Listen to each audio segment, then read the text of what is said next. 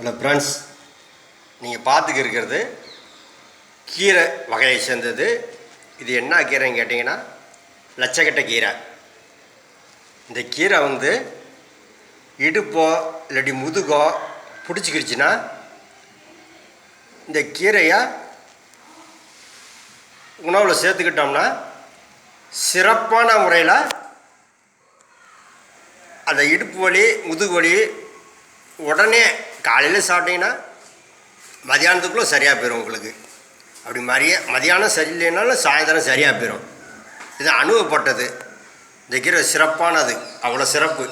ஒரு நேரம் சாப்பிட்டாவே போகும், அந்த முதுகு வலி இடுப்பு வலி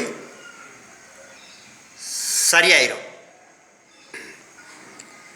அதிகமான வலி உள்ளவங்க விருந்தோ மருந்தோ 3 நாள்னு சொல்லுவாங்க. ஒரு 3 நாளைக்கு எடுத்துக்கிட்டாங்கன்னா இன்னும் சிறப்பாயிரும். லைட்டாக வலி உள்ளவங்க ஆரம்பிக்கிற மாதிரி இருக்குன்னா ஒரு நாள் சாப்பிட்டா கூட போதும்.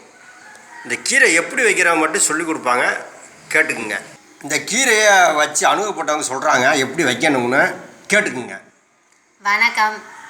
இந்த கீரையை கழுவி எடுத்து வச்சுக்கிறணும். நல்ல தண்ணியில் நல்லா கழுவி மஞ்சப்பொடி போட்டு கழுவி எடுத்து வச்சுட்டு நரம்பெல்லாம் இதை கட் பண்ணி எடுத்துடணும். நரம்பெல்லாம் கட் பண்ணி எடுத்துட்டு பொடிசாக நறுக்கி வச்சு பாசிப்பருப்பு இருக்குல்ல, பாசிப்பருப்பை வேக வைக்கணும்.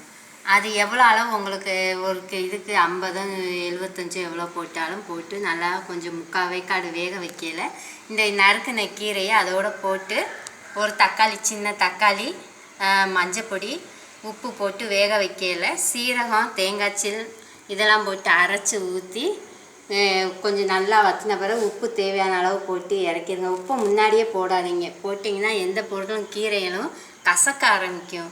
கொஞ்சம் 3/4 இது ஆன பிறகு உப்பை போடுங்க, லைட்டாக போடுங்க. அதே கீரையிலே நிறையா உப்பு இருக்கனால லைட்டாக போட்டாலும் நல்லா சேர்மானம் கொடுக்கும். அது ஃபுல்லாக இறக்கி வச்சுட்டு நீங்கள் தாளிச்சிங்கன்னா இந்த குறுக்கு வலி முதுகு வலி எல்லாமே சரியாக குணமாகும். நன்றி. ஓகே ஃப்ரெண்ட்ஸ், இந்த கீரை வகையானது மரத்தில் தான் இருக்கும், பெரிய மரமாக இருக்கும். அந்த மரத்துலேருந்து வர்றது இந்த கீரை பேர் லட்சக்கட்டை கீரை.